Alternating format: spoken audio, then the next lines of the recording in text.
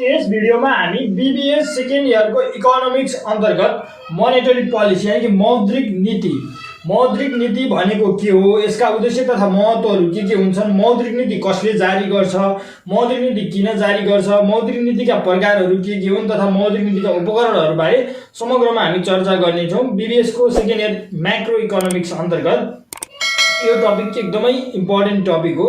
यो टपिकबाट तपाईलाई 10 to 15 मार्क्ससम्मको question आउन सक्छ र तपाईलाई यो मोनेटरी पोलिसी अहिले मात्रै नभएर पछाडिका मास्टर्सको क्लासहरू तथा ब्याङ्किङ प्रिपरेसन गर्दै हुनुहुन्छ भने त्यहाँनिर पनि एकदमै युजफुल टपिक छ है त। ल मौद्रिक नीति भनेको के हो भनेर जान्नुभन्दा अगाडि म तपाईलाई सानो अर्थशास्त्रको एउटा इतिहास सेयर गरेँ। ल हामी 1930 भन्दा अगाडिका अर्थशास्त्रीहरूलाई क्लासिकल इकोनोमिक्स यानी कि शास्त्रीय अर्थशास्त्री भन्छौँ है त। 1930 मा के भएको थियो त भन्दाखेरि विश्वव्यापी एउटा आर्थिक मन्दी भएको थियो है। र 1936 मा चाहिँ के भएको थियो त भन्दा जेएम किन्सको जेएम किन्सले एउटा बुक लेखेका थिए है त। अन्त त्यो जेएम किन्सले बुक लेख्नुभन्दा अगाडि पनि यो 1930 भन्दा अगाडिको इकोनोमिक्सहरूलाई हामी क्लासिकल इकोनोमिक्स भन्छौँ हो। क्लासिकल इकोनोमिक्सले चाहिँ मोनेटरी पोलिसीलाई एकदमै फोकस गरेका थिए है त। मोनेटरी पोलिसीले के गर्छ त त्यति बेला के गर्थ्यो त भन्दा इकोनोमीमा मनीको सप्लाईलाई कन्ट्रोल गर्ने काम गर्छ है मोनेटरी पोलिसीले। त्यति बेला पनि त्यो गर्थ्यो, अहिले पनि के गर्छ त त्यही काम गर्छ है त। र क्लासिकल इकोनोमिक्सले एकदमै मेजर फोकस गर्थ्यो मोनेटरी पोलिसीमा हैन। अनि त्यो फेरि जेएम किन्स आइसकेपछि के भयो त भन्दा त्यो मोनेटरी पोलिसीमा फोकस गर्दा गर्दै मोनेटरी पोलिसीले काम गर्दा गर्दै पनि के भयो त भन्दा हाम्रो 1930 मा त यहाँ विश्वव्यापी मन्दी आयो नि हो। त्यस्तो किसिमको मन्दी नआओस् अब भनेर जेएम किन्सले चाहिँ मोनेटरी पोलिसी त्यति इम्पोर्टेन्ट छैन भनेर अर्को फिस्कल पोलिसी इम्पोर्टेन्ट हो, मोनेटरी पोलिसी त्यति इम्पोर्टेन्ट छैन भन्दै थिए भनेर के गरेको थिए त आफ्नो बुकमा लेखेका थिए है। तर फेरि पछाडि आउँदा यो कुरा पनि तपाईको फेल खायो। पछाडि मोनेटरी पोलिसी र फिस्कल पोलिसी दुईटै इम्पोर्टेन्ट हुन्छन् भन्ने कुरा आयो है त। ल अब हामी हेर्छौँ मोनेटरी पोलिसी भने के हो है त। ल तपाईले इतिहास अलिकति लेख्नु पर्यो ब्याकग्राउन्ड भने पछाडि क्लासिकल इकोनोमिक्सहरूले मोनेटरी पोलिसीलाई एकदम मेजर फोकस गरेका थिए। तर जेएम किन्सले त्यति मेजर फोकस चाहिँ फिस्कल पोलिसी वित्तीय नीतिलाई गरेका थिए भनेर त्यहाँनिर लेख्न सक्नुहुन्छ है। अब मौद्रिक नीति के रहेछ त भन्दाखेरि अर्थतन्त्रमा मुद्राको प्रवाह अथवा मुद्राको पूर्ति आपूर्ति के भन्नुहुन्छ यसलाई नियन्त्रण गर्न केन्द्रीय मौद्रिक अधिकारी यानी कि केन्द्रीय बैंकद्वारा अवलम्बन गरिने नीतिलाई हामी मौद्रिक नीति भन्छौँ हैन। मौद्रिक नीतिले के गर्छ त भन्दा अर्थतन्त्रको कुन क्षेत्रमा मुद्राको प्रवाह बढाउने कुन क्षेत्रमा घटाउने। जस्तो लेट फर एक्जाम्पल अब ब्याङ्कहरूले तपाईँ ब्याङ्कमा ऋण लिन जानुभयो भने कृषि क्षेत्रमा छ भने फ्याट्टै सजिलै ऋण दिन्छन् हैन। तपाईँ घर जग्गा किन्नको लागि हो भने जानुभयो नि अलिकति अप्ठ्यारो मान्छन् नि हो। त्यो चाहिँ कसले गरेको हो त भन्दा यो मौद्रिक नीतिले नै निर्धारण गरेको है त। तपाईँको डिप्राइभ सेक्टर अथवा तोकिएको क्षेत्रमा चाहिँ ऋण दिनु होला, अरू क्षेत्रमा अलिक कम दिनु होला भनेर मौद्रिक नीति के केन्द्रीय ब्याङ्कले मौद्रिक नीति मार्फत वाणिज्य ब्याङ्कहरूलाई त्यसरी निर्देशन गरेको हुन्छ। सो द्याट हामीले मौद्रिक नीति भन्दा के लेख्न सक्छौँ त भन्दा मौद्रिक नीति भने मुद्राको आपूर्तिलाई नियन्त्रण गर्न केन्द्रीय मौद्रिक अधिकारीद्वारा अपनाइने नीति हो हैन। यसले चाहिँ के गर्छ त भन्दा मुद्राको आप्रवाहलाई कुन क्षेत्रमा बढी गर्ने कुन क्षेत्रमा कम गर्ने भन्ने किसिमको नीति अवलम्बन गर्दछ एउटा कुरा हैन। अर्को पोइन्ट पनि तपाईले लेख्नु पर्यो भने मौद्रिक नीति चाहिँ के लेख्नुपर्छ त भन्दा जस्तो हाम्रो इकोनोमीमा जस्तो तपाईको प्राइस लेभल जुन वस्तु तथा सेवाको मूल्य छ यो बढिराखेको हुन्छ नि हो। यो अत्याधिक नबढोस् भनेर नियन्त्रण गर्न पनि मौद्रिक नीतिले एकदमै महत्त्वपूर्ण भूमिका खेल्छ है त। कसरी खेल्छ त भन्दाखेरि इकोनोमीमा मनी सप्लाई बढ्यो, मान्छेको क्रेडिट क्यापासिटी के ब्याङ्कहरूको क्रेडिट क्यापासिटी पनि बढ्यो, एकदमै लोन दिन थाले हैन। मान्छेहरूकोसँग पनि पैसा प्रशस्त भयो भने के हुन्छ त भन्दा जति भयो त्यति वस्तु तथा सेवाको माग तपाईको एग्रिगेट डिमान्ड भन्नुहुन्छ तपाईँ हैन हो। एग्रिगेट डिमान्ड बढेर के हुन्छ त गुड्स एन्ड सर्भिसेसको प्राइस के गर्छ एकदमै हाई हुन्छ है त हो। त्यो प्राइस स्टेबल राख्नलाई पनि नीति केन्द्रीय बैंकद्वारा नीति ल्याउने गरिन्छ, त्यसलाई मौद्रिक नीति भनिन्छ है त।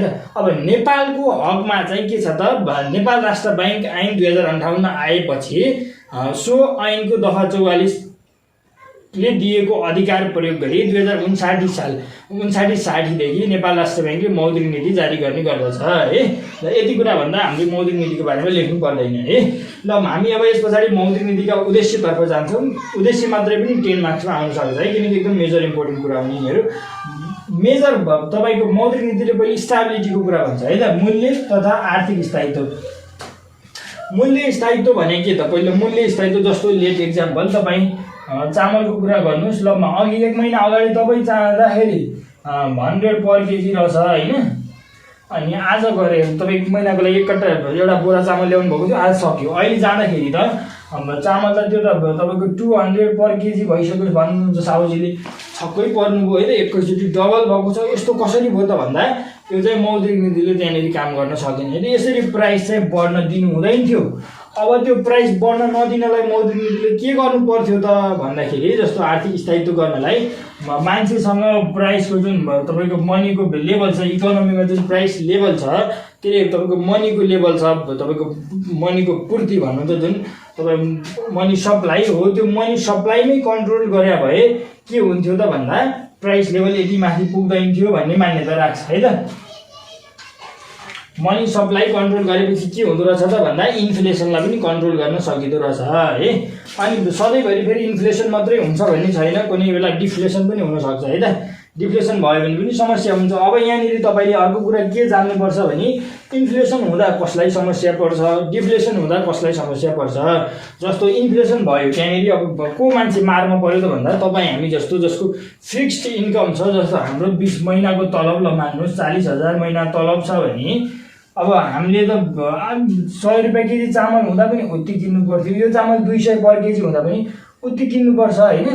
अब हामी त प्रब्लममा भयो नि, जसको त आम्दानी बढ्दै गयो, जो व्यापारी छ भने त उसलाई त्यति धेरै समस्या भयो, उसलाई त फाइदै भएको छ, किनकि त्यही चामल हिजो 100 मा बेच्थ्यो अहिले 200 मा बेच्छ होइन, उसको प्रब्लम छैन। अब जसलाई फिक्स्ड इन्कम हुने सर्वसाधारणलाई के भयो त समस्या भयो, यसले गर्दा के हुनसक्छ त अर्थतन्त्रमा अशान्ति हुनसक्छ होइन, असन्तुलन कायम गर्न सक्छ। सो द्याट मोनेटरी पोलिसीले के गर्नु पर्यो त भन्दा निश्चित तोकिएका क्षेत्रमा लगानी बढाउनु पर्यो होइन, उत्पादन बढाउनु पर्यो, अनि के गर्नु पर्यो त भन्दा मूल्य स्थिरता कायम गर्नु पर्यो, मुद्रास्फीतिलाई नियन्त्रणमा राख्नु पर्यो भनेर यो कुरा लेखिदिन सक्नुहुन्छ है त।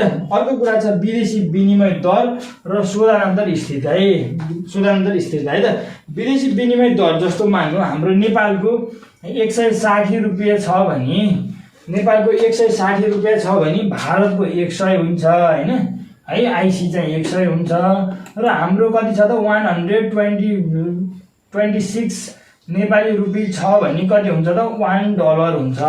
यो कसले निर्धारण गर्छ त भन्दाखेरि यो पनि मौद्रिक नीति मार्फत नेपाल राष्ट्र ब्याङ्कले नै निर्धारण गर्छ है त। तर यहाँनिर अर्को कुरा पनि तपाईँ के लेखिदिन सक्नुहुन्छ भने IMF को स्थापना भएपछि चाहिँ यहाँनिर IMF पनि अलिकति भूमिका हुन्छ, त्यो पनि लेखिदिन सक्नुहुन्छ। त्योभन्दा अगाडि अहिले हामी चाहिँ केन्द्रीय ब्याङ्कले निर्धारण गर्छ भन्ने बुझौँ, केन्द्रीय ब्याङ्कले निर्धारण गर्छ। अब यो 126 नै किन राख्यो, अब हाम्रो $1 के अरे हाम्रो 1 रुपियाँ र US को $1 राख्दा भए पनि त हुन्थ्यो होइन, अथवा हाम्रो 200 रुपियाँ र जस्तो मान्नुहोस् यस्तो नराखेर अर्को के राख्दा भए हुन्थ्यो, $1 बराबर तपाईँको मतलब मान्नु 500 रुपियाँ नेपाली राख्दा भए पनि त हुन्थ्यो। हाम्रो दाइ अमेरिका जानुभएको थियो, थोरै पठाइदिँदा कति धेरै पैसा हुन्थ्यो, म त मालामाल हुन्थ्यो भने तपाईँको दिमागमा त्यस्तो क्वेसन आउला। त्यस्तो होइन, यस्तो गर्दाखेरि इकोनोमीमा के हुन्छ त भन्दा ह्याम्पर गर्छ। कसरी गर्छ भने पछाडि जस्तो मान्नु हाम्रो यहाँनिर एउटा सामान उत्पादन गर्न ल लेट फर एक्जाम्पल ल 1 केजी चामल नै मैले उत्पादन गरेँ, 1 केजी राइस प्रोडक्सन गर्नलाई नेपालमा ल मान्नु 126 रुपियाँ लाग्छ है सबैको कस्ट गर्दाखेरि। अमेरिकामा त्यही गर्नलाई ल मान्नुहोस् $1 लाग्यो है त। कुरो काहीँ ठिक छ नि, तपाईँ अमेरिकाबाट $1 हाम्रो कुरो यसरी मिलेको छ। तर तपाईँले अब यहाँनिर हाम्रो नेपाली रुपियाँलाई तलै माथि गरिदिनु, यसको डिभ्यालुएसन अथवा के गर्न सक्नुभयो त भन्दा डिभ्यालुएसन गरेर यसको प्राइस बढाइदिनु भयो भने पछाडि के हुन्छ त भन्दाखेरि अब हाम्रो नेपाली यसको यो चामलको प्राइस चाहिँ 126 नभएर यो बढेर ल मान्नु 200 भइदिन्छ है त। तपाईँको मूल्यको अवमूल्यन गरेपछि त के हुन्छ त त्यो पैसाको रेट बढाउँदा त त्यो कस्ट पनि त बढ्दै गएको हुन्छ नि। अनि मान्छेले के गर्छन् त भन्दा अब यहाँनिर नेपालमा बचत गर्नुभन्दा किनकि उता विदेशमा गएर बचत गर्न खोज्छन्, हाम्रो पुँजी चाहिँ विदेशमा जान सक्छ है।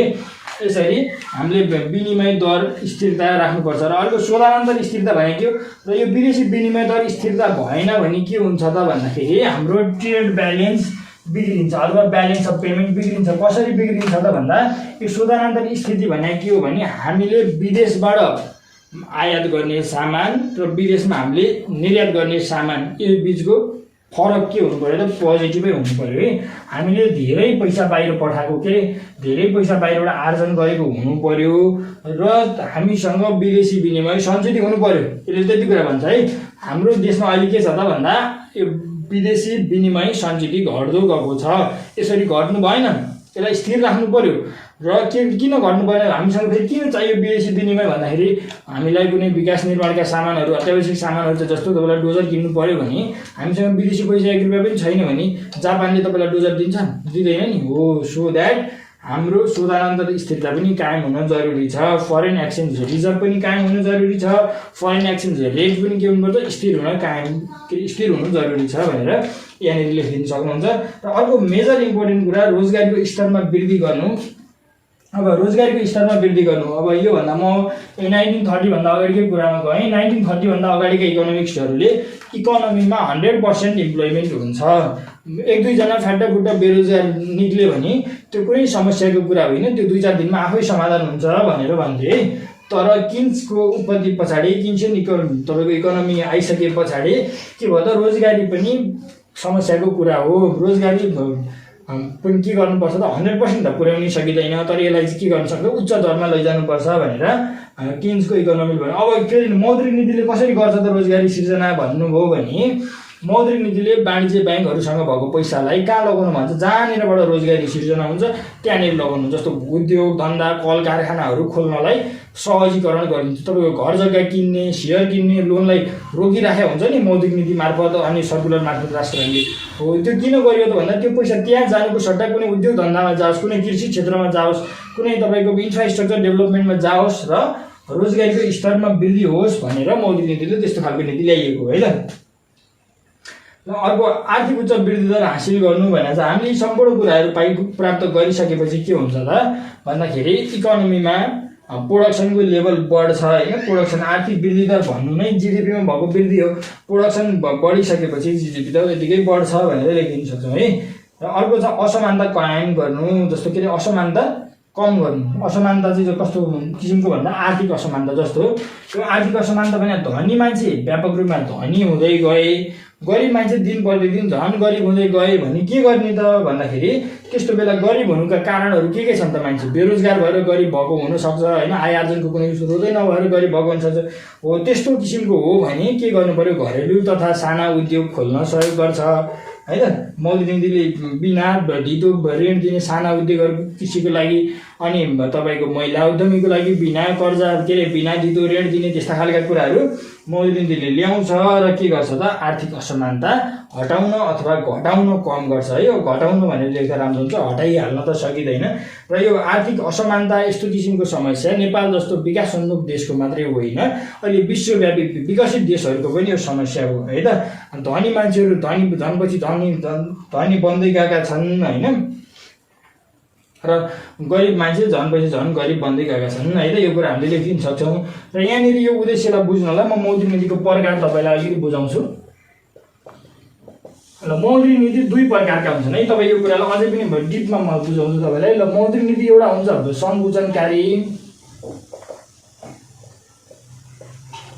सङ्कुचनकारी मौद्रिक नीति हुन्छ, अर्को चाहिँ विस्तारकारी हुन्छ है।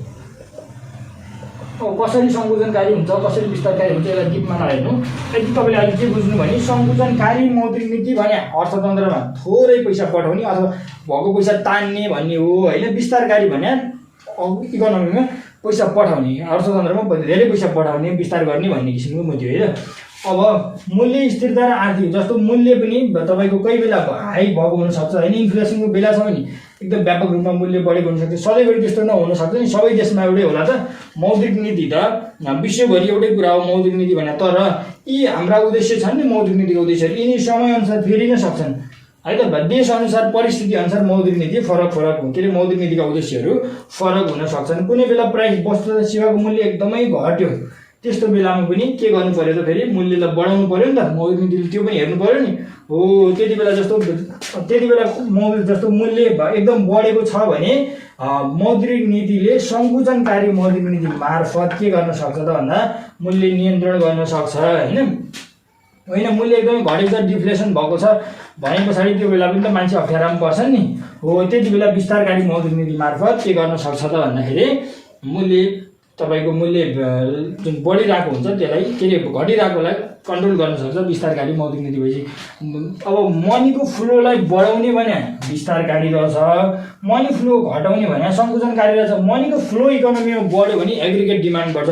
तपाईँ हामीसँग यो गोजीमा छाम्दा पनि पैसा, यता छाम्दा पनि पैसा, त्यो ब्याङ्कमा पनि पैसा, जहाँबाट ऋण ल्याए पनि फ्याटै दिने त्यस्तो अवस्था छ भने त तपाईँ फ्याटी मोबाइल किन्न मन छ कि होइन, अथवा के ल्यापटप किन्न मन छ कि कुन सामान किन्न मन छ, कहाँ लगानी गर्न मन छ, कुन सेयर किन्न मन छ, फटाफट किन्नुहुन्छ नि त। यसरी विस्तार भएको हुन्छ नि। हो त्यसरी फ्याटी किन्नुभयो भने के हुन्छ त, जति भन्यो त्यति मोबाइल रकम तपाईँले दिनुभयो भने व्यापारीले के गर्छ, सामान बेच्दै जान्छ। भन्नुको मतलब त्यहाँनिर त तपाईँको प्राइस त बोलेको जति गयो नि, हाइक भयो नि त प्राइस। तर त्यही स्थिति आफूसँग पनि पैसा छैन, ब्याङ्कले पनि पैसा दिँदैन, र त्यति बेला के गर्नु पर्यो त भन्दाखेरि अब त्यो सङ्कुचनकारी मौद्रिक नीति भयो है त। राष्ट्र ब्याङ्कले अथवा केन्द्रीय ब्याङ्कले मौद्रिक नीति मार्फत के गर्यो त, बजारमा भएको तरलता पनि आफूसँग लग्यो है, र के गर्यो त भन्दाखेरि अर्थतन्त्रमा मुद्राको पूर्तिलाई घटायो है। ल यति जाने पछाडि हामीले मौद्रिक नीति र यसका उद्देश्यहरू जान्यौँ। अब यसका प्रकारमा हामी डिपली हेर्छौँ अनि यसका उपकरणहरू हामी सहजै बुझ्ने हुन्छौँ है त। ल दुईवटा किसिमको मौद्रिक नीति हुँदो रहेछन् होइन, सङ्कुचनकारी र एउटा विस्तारकारी हुँदो रहेछ है। ल म यहाँनिर हेरेँ, र यो सङ्कुचनकारी मौद्रिक नीति भने कस्तो हो?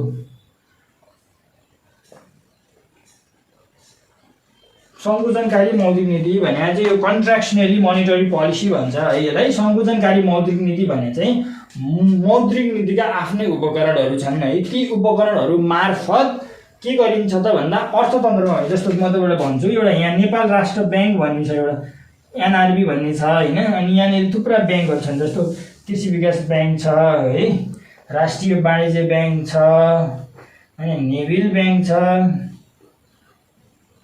यस्तै थुप्रा ब्याङ्क छन् है। यी थुप्रा ब्याङ्कहरूसँग थुप्रो पैसा छ होइन।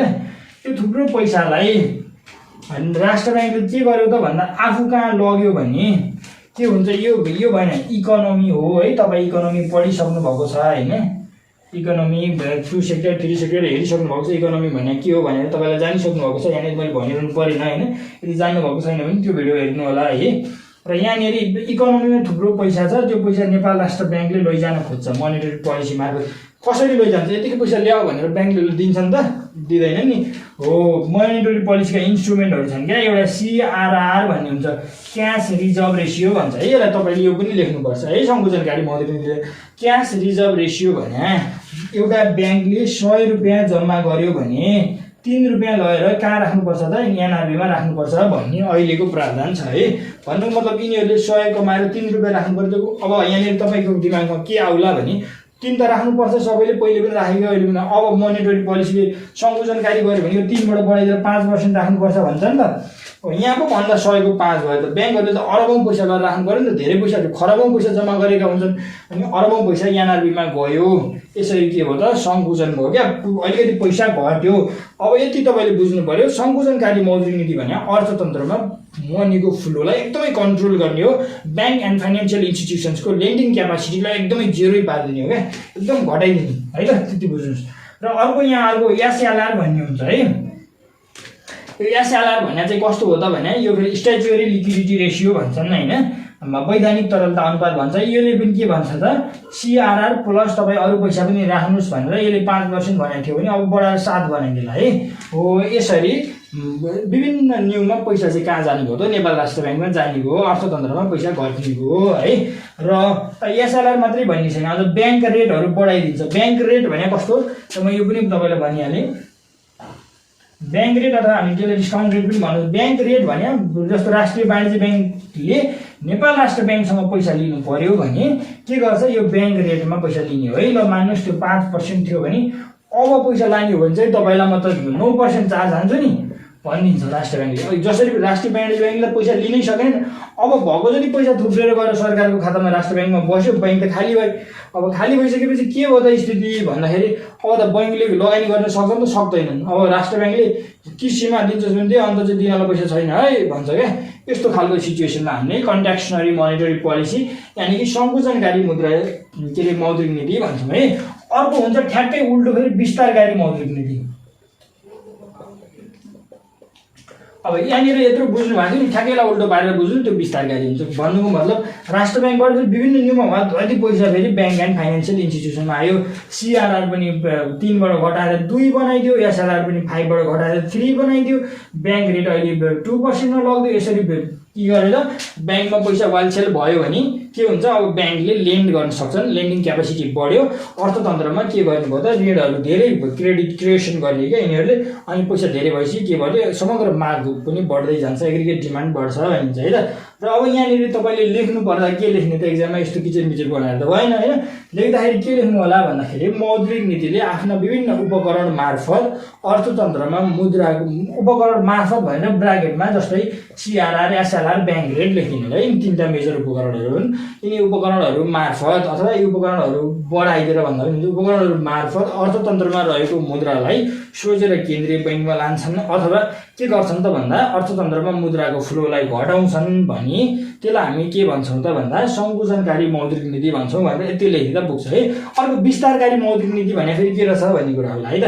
विस्तारकारी मौद्रिक नीति भने चाहिँ के हो त भन्दा केन्द्रीय ब्याङ्कले मौद्रिक नीति मार्फत यदि विभिन्न उपकरणहरू प्रयोग गरी अर्थतन्त्रमा आफ्नो पैसा पठाउँछ, अर्थतन्त्रमा मुद्राको प्रवाहलाई वृद्धि गर्दछ भने त्यस्तो किसिमको मौद्रिक नीतिलाई हामी विस्तारकारी मौद्रिक नीति भन्छौँ है त। ल अब यहाँनिर बुझिसकेपछि तपाईँले मौद्रिक नीतिका उपकरणहरू पनि अलिकति बुझिसक्नुभयो होला। मौद्रिक नीतिका उपकरणले के गर्नु पर्यो, इकोनोमीमा पैसा घटाउनु पर्यो, मनी फ्लो घटाउनु पर्यो भनी सङ्कुचनकारी मौद्रिक नीति आउँदो रहेछ। अनि फेरि मनी फ्लो बढाउनु पर्यो भने विस्तारकारी आउँदो रहेछ। र तपाईँलाई त फेरि सर्ट क्वेसन पनि आउँछ 2 मार्क्समा सोध्दा, कस्तो अवस्थामा सङ्कुचनकारी मौद्रिक नीति जारी गरिन्छ र कस्तो अवस्थामा विस्तारकारी मौद्रिक नीति जारी गरिन्छ, छोटकरीमा चर्चा गर्नुहोस् भनेर टियुले फ्याक्ट क्वेसन दिन सक्छ होइन।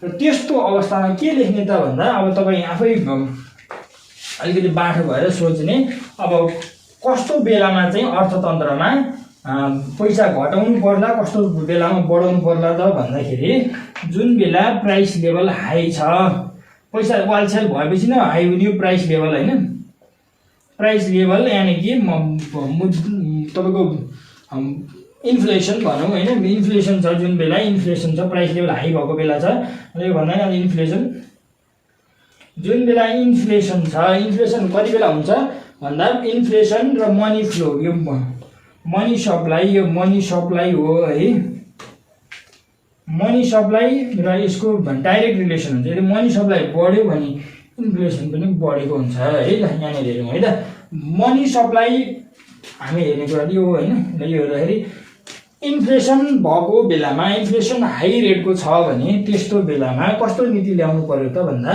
सङ्कुचनकारी मौद्रिक नीति ल्याउनुपर्छ भनेर लेख्नु पर्यो। इन्फ्लेसनको बेला सङ्कुचनकारीले के गर्छ, यसलाई उल्टाइदिन्छ क्या, मनी सप्लाईलाई घटाइदिन्छ सो द्याट इन्फ्लेसन पनि के हुन्छ, यसको टक्क तपाईँ उल्टाबाट तान्दिनुहुन्छ र इन्फ्लेसन घट्छ होइन। सिम्पली इन्फ्लेसन छ भने मनी सप्लाई डाउन गर्नुपर्छ सो द्याट इन्फ्लेसन कन्ट्रोलमा आउँछ भनेर लेखिदिन सक्नुहुन्छ। सङ्कुचनकारी मौद्रिक नीतिले चाहिँ के गर्छ, मनी सप्लाईलाई घटाउने काम गर्छ। र विस्तारकारी यानि कि एक्सपेन्सनरी मोनेटरी पोलिसीले के गर्छ त भन्दाखेरि डिफ्लेसन छ भने के गर्छ, इकोनोमीमा मनी सप्लाई बढाइदिन्छ र के हुन्छ त भन्दा यो डिफ्लेसन आफै नियन्त्रण भएर प्राइस लेभल एउटा लेभलमा पुग्छ है त। सो द्याट मोनेटरी पोलिसीले आफ्नो इन्स्ट्रुमेन्ट प्रयोग गरेर इकोनोमीमा मनी सप्लाई घटाउने किसिमको काम गर्छ भने त्यसलाई हामी सङ्कुचनकारी मौद्रिक नीति भन्छौँ, र मनी सप्लाई बढाउने किसिमको काम गर्छ भने त्यसलाई विस्तारकारी मौद्रिक नीति भन्छौँ है त। ल अब हामी मौद्रिक नीतिका उपकरणहरू हेर्छौँ है त। औजारहरू 2 किसिमका हुन्छन् है। एउटा परिमाणात्मक औजार हुन्छ है, क्वान्टिटेटिभ हुन्छ, र अर्को क्वालिटेटिभ इन्स्ट्रुमेन्ट हुन्छ है। क्वान्टिटेटिभ इन्स्ट्रुमेन्ट र क्वालिटेटिभ इन्स्ट्रुमेन्ट हामी 2 किसिमको मौद्रिक नीतिको औजारहरू देख्छौँ, परिमाणात्मक र गुणात्मक है त। परिमाणात्मक औजारले के हेर्छ त भन्दाखेरि परिमाणात्मक औजार भने त्यस्ता किसिमका औजार हुन् जसले डाइरेक्ट इम्प्याक्ट गर्छ है त। जस्तो मान्नुहोस् ब्याङ्क रेट बढ्यो भनेपछि के हुन्छ त, ब्याङ्क एन्ड फाइनेन्सियल इन्स्टिट्युसनले राष्ट्र ब्याङ्कबाट पैसा लिनै छोडिदिन्छ, डाइरेक्टली इम्प्याक्ट भयो नि त। तर गुणात्मक औजार भने चाहिँ यसले के गर्दैन त, डाइरेक्ट इम्प्याक्ट चाहिँ गर्दैन तर इम्प्याक्ट गर्छ होइन। यो भित्र के पर्छन् हामी अहिले छलफल गर्छौँ। पहिले यहाँ हेऱ्यो त खुल्ला बजार प्रक्रिया, ओपन मार्केट अपरेसन है। र खुल्ला बजार प्रक्रिया भने के हो त भन्दाखेरि नेपाल राष्ट्र ब्याङ्कले ब्याङ्क तथा वित्तीय संस्थासँग भएको पैसा है त ट्रेजरी बिल मार्फत के गर्छ त, आफूका सोच्छ भने त्यसलाई के भनिन्छ त, खुला बजार प्रक्रिया भन्छ। खुला बजारमा दुईवटा प्रक्रिया हुन्छ, एउटा चाहिँ आफू पैसा सोच्ने भयो, अर्को चाहिँ के गर्छ फेरि त्यही बेला इकोनोमीमा पैसा कम भएको बेला नेपाल राष्ट्र ब्याङ्कले के गर्छ त इन्जेक्ट गर्छ, मनीलाई इकोनोमीमा फ्लो गर्छ टी बिल मार्फत है। यहाँनिर तपाईँले टी बिल देख्नु नबिर्सिनु होला, ट्रेजरी बिल है त, ट्रेजरी बिल इस्यु गर्छ है नेपाल राष्ट्र ब्याङ्कले। ट्रेजरी बिल इस्यु गरेर इकोनोमीमा पैसा कम छ भने के गर्छ, पैसा फ्लो गर्ने। अब जस्तो मान्नुहोस् तपाईँले अलिकति बुझ्नु भएन होला, ल म ब्याङ्क छु है त, ल मान्नुहोस् म एडिबिएल पनि हो